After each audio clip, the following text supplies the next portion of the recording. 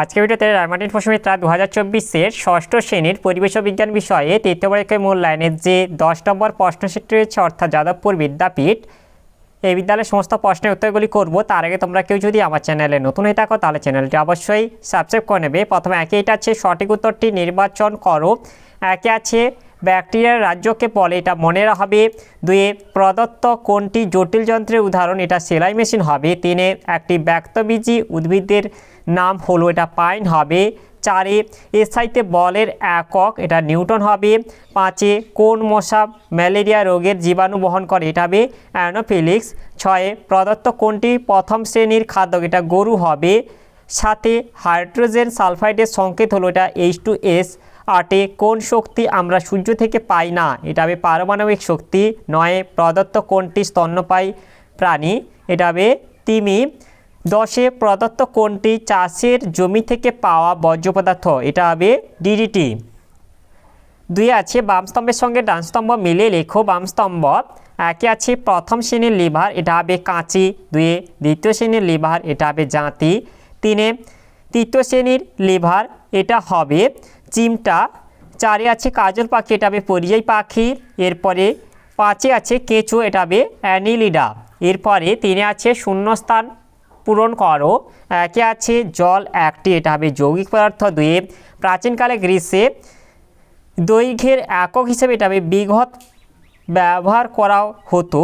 তিনে নিউক্লিয়াসযুক্ত এককোষী জীবেরা, এটা হবে প্রোটিস্টা রাজ্যের অন্তর্গত। চারে বাঘের বিজ্ঞানসম্মত নাম হলো, এটা হবে প্যান্থেরা টাইগ্রিস।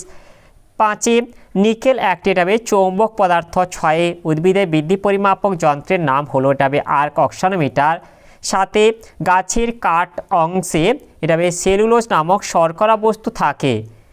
আটে একটি তরল ধাতু হলো, এটা পারদ হবে। নয়ে ছত্রাকদের রাজ্যকে বলে, এটা ফাঞ্জাই হবে। দশে হাইড্রোজেনের যোজ্যতা, এটা 2। এরপরে চারে আছে সত্য বা মিথ্যা লেখো। একে আছে কয়লা ও পেট্রোলিয়ামে জড়ো হওয়া শক্তির উৎস হলো সূর্য, এটা সত্য হবে। দুয়ে সৌরশক্তি খাদ্যের মধ্যে রাসায়নিক শক্তি রূপে জমা থাকে, এটা সত্য হবে।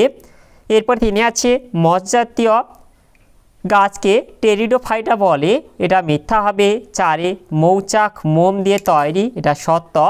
পাঁচে প্লাস্টিক হলো জৈব ভঙ্গুর বর্জ্য পদার্থ, এটা মিথ্যা হবে। এরপর পাঁচে আছে পার্থক্য লেখো যে কোনো দুটি। একে আছে বিরুৎ ও গুল্ম জাতীয় উদ্ভিদ। বিরুৎ গুল্ম বিষয় এক হচ্ছে কাণ্ডের প্রকৃতি, কাণ্ড নরম রসালো, এটা হবে কাণ্ড অল্প কাষ্ঠল ও শক্ত, এটা হবে। দুই আছে শাখা প্রশাখা কম শাখা প্রশাখা যুক্ত, এটা বেশি শাখা প্রশাখা যুক্ত। তিন হচ্ছে উচ্চতা, এরা অল্প উচ্চতা বিশিষ্ট, এরা অল্প উচ্চতা বিশিষ্ট ঝোপের মতো। এরপর চারিটা আছে জীবনকাল সাধারণত 1 বর্ষজীবী, এটা হবে বহু বর্ষজীবী। এরপরে উদাহরণ যেটা আছে ধান গম ভুট্টা প্রভৃতি, এটা হবে জবা টগর প্রভৃতি। এরপরে দুইটা আছে একবীজপত্রী ও দ্বিবীজপত্রী উদ্ভিদ। একবীজপত্রী দ্বিবীজপত্রী উদ্ভিদ একইটা আছে কাণ্ড, এদের কাণ্ড সাধারণত শাখাবিহীন ও বিরুৎ জাতীয় হয়।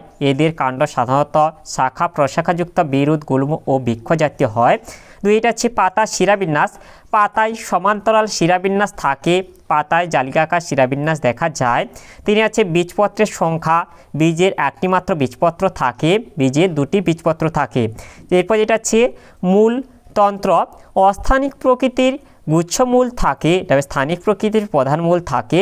উদাহরণ ধান গম ইত্যাদি, এটা হবে মটর ছোলা ইত্যাদি। এরপরে তিনটা আছে জৈব ভঙ্গুর ও জৈব অভঙ্গুর বর্জ্য পদার্থ। জৈব ভঙ্গুর বর্জ্য পদার্থ জৈব অভঙ্গুর বর্জ্য পদার্থ একইটা আছে প্রকৃতি, এই প্রকার বর্জ্য পদার্থ অল্প কিছুদিনের মধ্যেই মাটিতে মিশে যায়, এগুলি প্রধানত জীবজাত বর্জ্য পদার্থ। এই প্রকার বর্জ্য পদার্থ দীর্ঘদিন মাটিতে অপরিবর্তিত রূপে পড়ে থাকে, এগুলি প্রধানত অজীবজাত বর্জ্য পদার্থ। এরপর দুইটা আছে বিয়োজকের সঙ্গে সম্পর্ক, এদের ওপর মাটিতে থাকা বিভিন্ন বিয়োজক যেমন ব্যাকটেরিয়া ছত্রাক প্রভৃতি ক্রিয়া করে এবং এদের পচন ঘটায়, এদের ওপর কোনো বিয়োজক ক্রিয়া করতে পারে না। এরপরে এটা আছে 3 বিয়োজন ক্ষমতা, এগুলি জটিল অবস্থা থেকে বিয়োজনের মাধ্যমে সরল অবস্থায় পৌঁছায়, এগুলি অপরিবর্তিত থাকে। এরপর এটা হচ্ছে উদাহরণ, ফল ও সবজির খোসা, পচা শাকপাতা, খড়, ঘাস প্রভৃতি। তবে প্লাস্টিক, টিভি, কম্পিউটারে ভাঙা ক্যাবিনেট, নষ্ট হওয়া টায়ার, কাঁচের শিশি প্রভৃতি। এরপরে 6টা আছে নিম্নলিখিত প্রশ্নগুলির উত্তর দাও, যে কোনো 6টি। একে আছে একটি প্রথম শ্রেণীর লিভারের চিত্র অঙ্কন করে 3টি অংশ চিহ্নিত করো। এর উত্তরটি হলো, এই যে তোমাদের প্রথম শ্রেণী লিভারের চিত্রটা অঙ্কন করে আছে, দেখে নাও। এখানে যে মাঝে আছে আলম্ব, আর এখানে এধারে আছে তোমাদের বাধা, আর এখানে আছে তোমাদের বল। এরপরে 2টা আছে একটি দ্বিতীয় শ্রেণীর লিভারের চিত্র অঙ্কন করে 3টি অংশ চিহ্নিত করো। এর উত্তরটি হলো, এই যে তোমরা দ্বিতীয় শ্রেণীর লিভারের চিত্রটা দেখে নাও। এখানে হচ্ছে সি বিন্দুতে হচ্ছে এখানটা আছে আলম্ব কাজ করছে, এখানে হচ্ছে বি বিন্দুতে হচ্ছে বাধা, এবং এ বিন্দুতে এটা হচ্ছে বল কাজ করছে। এরপরে 3টা আছে প্রদত্ত যৌগগুলির সংকেত লেখো। এক আছে সালফার ডাই অক্সাইড, এটা হবে SO2, বিতে আছে কার্বন মনোক্সাইড CO, সিতে আছে মিথেন, এটা হবে CH4। এরপরে এটা আছে মৌলিক পদার্থ, যৌগিক পদার্থ ও মিশ্র পদার্থের মধ্যে তুলনা করো। এর উত্তরটি হলো, মৌলিক পদার্থ, যৌগিক পদার্থ, মিশ্র পদার্থ। এটা হচ্ছে সংজ্ঞা, যে পদার্থকে বিশ্লেষণ করলে মূল পদার্থ ছাড়া ভিন্ন ধর্মবিশিষ্ট অন্য কোনো পদার্থ পাওয়া যায় না তাকে বলে মৌলিক পদার্থ। এরপর এটা হচ্ছে 2 বা ততোধিক মৌল নির্দিষ্ট ওজন অনুপাতে পরস্পর যুক্ত হয়ে যে ভিন্নধর্মী পদার্থ উৎপন্ন করে তাকে বলে যৌগিক পদার্থ। এরপর এটা হচ্ছে 2 বা ততোধিক যৌগিক বা যৌগিক পদার্থকে যে কোনো অনুপাতে মিশিয়ে যদি এমন পদার্থ পাওয়া যায় যাতে মিশ্রিত পদার্থগুলি তাদের নিজ নিজ ধর্ম বজায় রেখে পাশাপাশি অবস্থান করে, তবে তাকে বলে মিশ্র পদার্থ। এরপর 2টা আছে গলনাঙ্ক ও স্ফুটনাঙ্ক। নির্দিষ্ট গলনাঙ্ক ও স্ফুটনাঙ্ক বর্তমান, এটা নির্দিষ্ট গলনাঙ্ক ও স্ফুটনাঙ্ক বর্তমান, এখানে হচ্ছে নির্দিষ্ট গলনাঙ্ক ও স্ফুটনাঙ্ক নেই। এরপর এটা হচ্ছে নিয়ে উপাদান, মৌলিক পদার্থের অণুগুলি একই উপাদান দ্বারা গঠিত, ভিন্ন উপাদান মৌল দ্বারা গঠিত এটা, আর এটা হচ্ছে ভিন্ন উপাদান মৌল বা যৌগ দ্বারা গঠিত। এরপর 4টা আছে সমসত্বতা, মৌলিক পদার্থ সর্বদা সমসত্ব হয়, যৌগিক পদার্থ সর্বদা সমসত্ব হয়, এটা সমসত্ব বা অসমসত্ব 2 হতে পারে।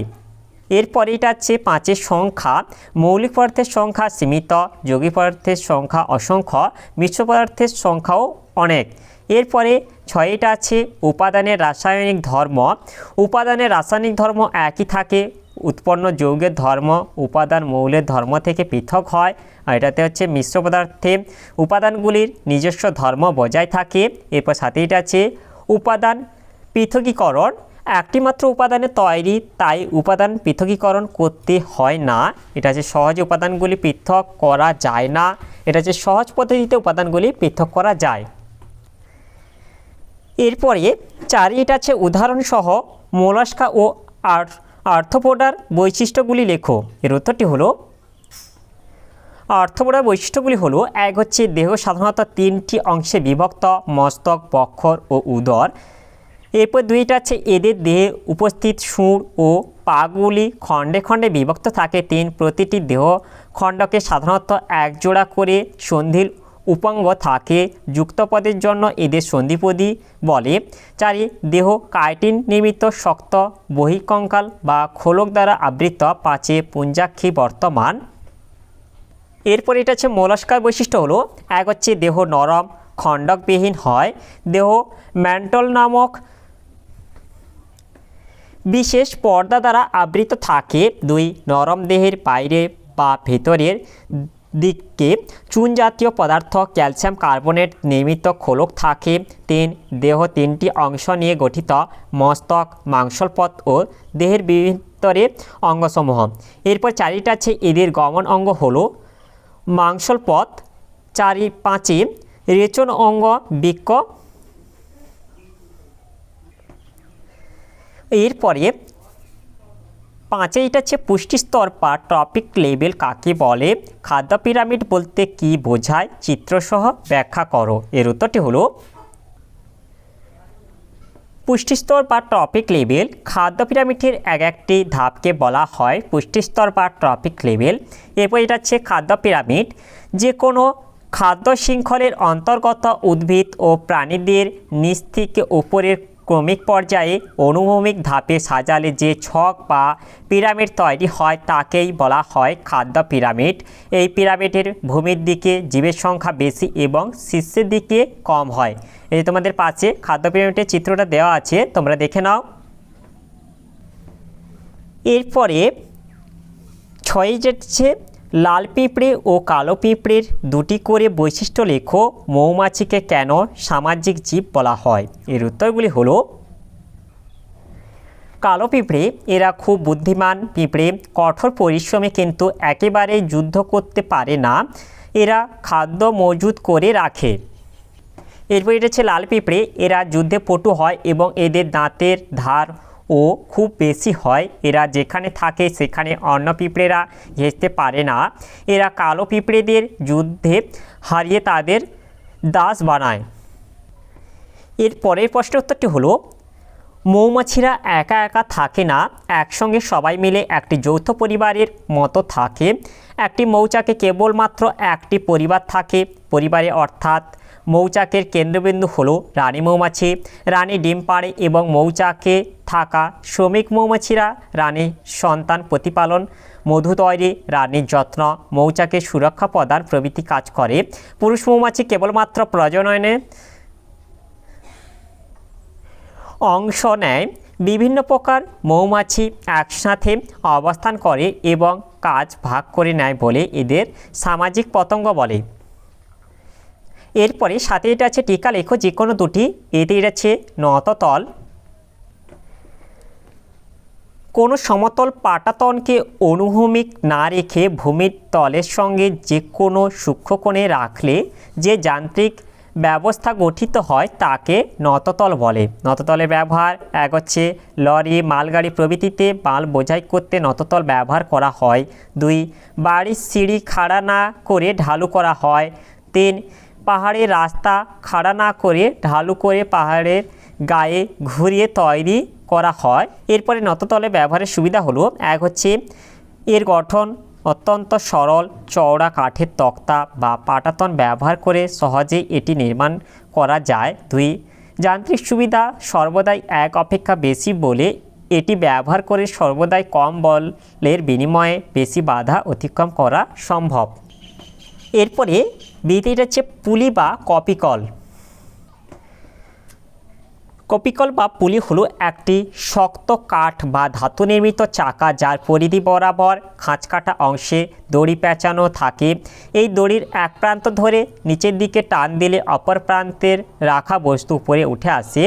এরপর যেটা হচ্ছে কপিকলের গঠন।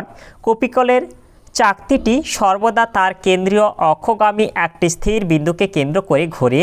এই কেন্দ্রীয় অক্ষকে বলা হয় অক্ষদণ্ড বা অ্যাক্সেল, যা একটি স্থির অবলম্বনের সঙ্গে দৃঢ়ভাবে যুক্ত থাকে। অক্ষদণ্ড অর্থাৎ অ্যাক্সেলকে কেন্দ্র করে কপিকল অবাধে ঘুরতে পারে। এর পরিধি বরাবর একটি গর্ত বা খাঁজকাটা অংশ থাকে যার মধ্য দিয়ে দড়ি বা শিকল চলাচল করে। চাকা খাঁজযুক্ত হয় দড়ি বা শিকল চাকতি থেকে পিছলে যায় না। এরপরে শীতেইটা হচ্ছে গুপ্তবীজি। যে সমস্ত উদ্ভিদে ফল গঠিত হয় এবং বীজ ফলের মধ্যে আবদ্ধ থাকে তাদের গুপ্তবীজি উদ্ভিদ বা অ্যাঞ্জিওস্পার্ম বলে, যেমন ধান, গম, আম, জাম প্রভৃতি। গুপ্তবীজি উদ্ভিদ 2 প্রকার, যথা একবীজপত্রী উদ্ভিদ ও দ্বিবীজপত্রী উদ্ভিদ। এরপরে 8 আছে নিচের ঘটনাগুলিতে কোন শক্তিতে রূপান্তরিত হয় লেখো।